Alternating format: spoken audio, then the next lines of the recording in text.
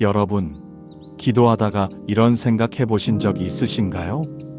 나는 이렇게 오래 기도했는데 왜 하나님은 응답하지 않으실까? 혹시 내 기도가 잘못된 건 아닐까? 하나님이 정말 내 목소리를 듣고 계시는 걸까? 특히 밤늦게 혼자 눈물로 기도하다 보면 더 깊은 의문이 마음속을 파고듭니다. 내가 기도하는 건 그냥 허공에 메아리 치는 건 아닐까?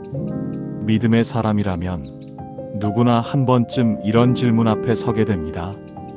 저 역시도 신앙생활을 하면서 수없이 그 벽을 경험했습니다.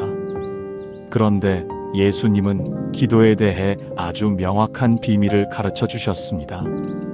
마태복음 7장 7절 말씀입니다. 구하라, 그러면 너희에게 주실 것이요. 찾으라, 그러면 찾을 것이요. 두드리라, 그러면 너희에게 열릴 것이니. 여러분, 이 말씀은 단순한 권면이 아닙니다. 기도해라 정도가 아닙니다. 예수님은 기도의 깊이와 단계를 말씀하고 계십니다.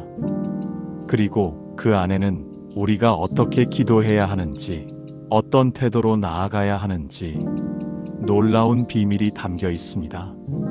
오늘 우리는 예수님이 말씀하신 3단 기도의 비밀을 차례대로 살펴보겠습니다.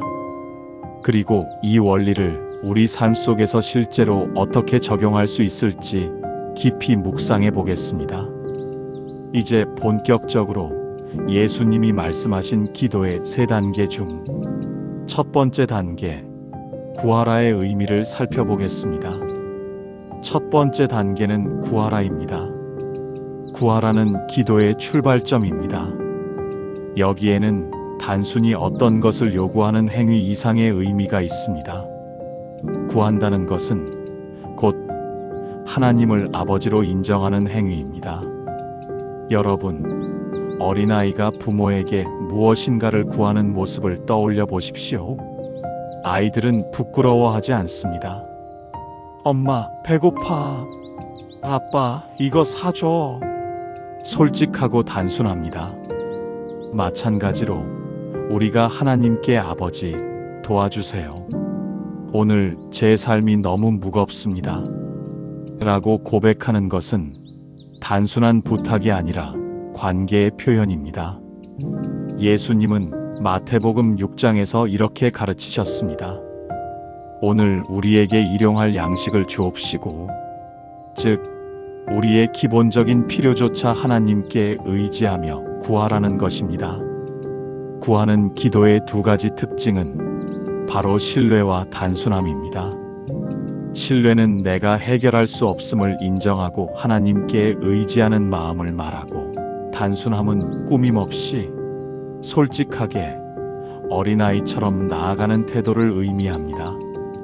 많은 사람들이 내가 이런 걸 기도해도 되나? 망설입니다. 하지만 하나님은 오히려 그런 기도를 기뻐하십니다. 왜냐하면 그것이 아버지를 인정하는 믿음의 시작이기 때문입니다. 실제 우리 삶에 적용해보면 이렇게 기도할 수 있습니다. 아침에 눈을 뜨면서 주님, 오늘 하루도 안전하게 지켜주세요. 직장에서 힘들 때 주님, 제 마음이 너무 무겁습니다. 지혜와 평안을 주세요. 이것이 바로 구하라의 기도입니다. 구하는 기도가 기도의 시작이라면 이제 우리는 그 다음 단계, 찾으라의 기도로 더 깊이 나아가야 합니다. 2번째 단계는 찾으라입니다. 찾으라는 단순히 필요한 것을 요청하는 단계를 넘어섭니다. 이제는 하나님의 뜻을 구하는 단계입니다. 구하는 기도가 하나님, 이것을 주세요라면, 찾는 기도는 하나님, 제가 무엇을 원해야 합니까? 라는 질문입니다. 마태복음 6장 33절 말씀을 보겠습니다. 너희는 먼저 그의 나라와 그의 의를 구하라. 그리하면 이 모든 것을 너희에게 더하시리라. 여러분, 우리의 삶에서 이 우선순위가 바뀌면 놀라운 일이 일어납니다. 내 필요만 보이던 눈이 이제는 하나님의 나라와 의를 바라보게 됩니다. 찾는 기도는 내 뜻에서 하나님의 뜻으로 방향 전환이 일어나게 되고, 기도가 점점 성숙해지며 내가 무엇을 위해 살아야 하는지 분별할 수 있게 합니다. 한 직장인이 있었습니다. 그는 늘 승진하게 해주세요. 돈 많이 벌게 해주세요. 라고 기도했습니다. 하지만 시간이 지나도 응답은 없었습니다. 그러다 어느 날 그는 기도의 방향을 바꾸었습니다. 주님, 제가 이 회사에서 무엇을 해야 합니까? 저를 통해 어떤 일을 이루시길 원하십니까? 그 순간 그의 눈이 열렸습니다. 승진 자체보다 하나님이 맡기신 사명을 깨닫게 된 것입니다. 찾는 기도를 통해 하나님의 뜻을 알게 되었다면, 이제 우리는 마지막 단계, 가장 강력한 기도인 두드리라의 자리로 나아가야 합니다. 세 번째 단계는 두드리라입니다. 두드리라는 끈질기게 포기하지 않는 기도입니다. 이 단계에서 우리는 인내와 집요함을 배우게 됩니다. 누가복음 11장의 비유를 기억해 보세요. 한밤중에 친구 집에 찾아간 사람이 있었습니다. 친구는 귀찮아했지만 그는 끈질기게 두드렸습니다. 결국 친구는 일어나 떡을 주었습니다. 예수님은 이 비유를 통해 가르치셨습니다. 끝까지 두드리는 기도, 포기하지 않는 기도가 결국 문을 열게 한다는 것입니다. 두드리는 기도는 다음에 세 가지 특징이 있습니다. 첫째, 인내. 응답이 늦어져도 포기하지 않는다. 둘째, 지속성. 하루가 아니라 한 달, 1년이라도 계속된다. 셋째, 간절함. 하나님 외에는 답이 없다는 믿음으로 매달린다. 다니엘은 21일 동안 금식하며 기도했습니다. 그의 기도는 첫날 이미 응답되었지만 영적 전쟁 때문에 지체되었습니다.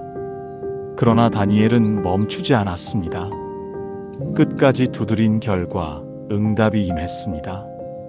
이제 세 단계의 기도를 모두 살펴보았습니다. 구하고 찾고 두드리는 이 과정은 따로따로가 아니라 서로 연결된 영적 성장의 길입니다. 구하는 기도는 기도의 출발점, 찾는 기도는 성숙으로 나아가는 과정, 두드리는 기도는 완성으로 이끄는 힘입니다.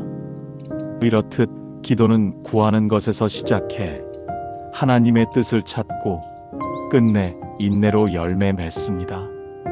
그렇다면 왜 세 단계가 필요할까요? 첫째, 우리의 마음을 다듬기 위해. 하나님은 응답보다 기도자를 빚으십니다. 둘째, 영적 전쟁을 이기기 위해. 끝까지 두드리지 않으면 중간에 포기합니다. 셋째, 하나님의 뜻을 발견하기 위해. 기도하다 보면 내 소원이 하나님의 소원으로 바뀝니다. 오늘부터 이렇게 실천해 보시길 권합니다. 구하는 기도는 자녀처럼 솔직하게, 찾는 기도는 하나님의 뜻을 구하며 방향 전환, 두드리는 기도는 포기하지 않고 끝까지. 이제 말씀을 마무리하며 오늘 우리가 붙잡아야 할 영적 도전을 나누겠습니다. 사랑하는 여러분, 혹시 지금 응답되지 않는 기도 때문에 낙심하고 계십니까?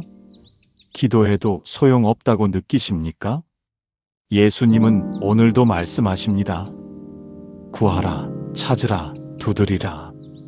이것은 단순한 명령이 아니라 하나님의 약속입니다. 구하면 주시고, 찾으면 만나고, 두드리면 열리리라. 그러므로 여러분, 오늘도 기도의 자리를 포기하지 마시기 바랍니다.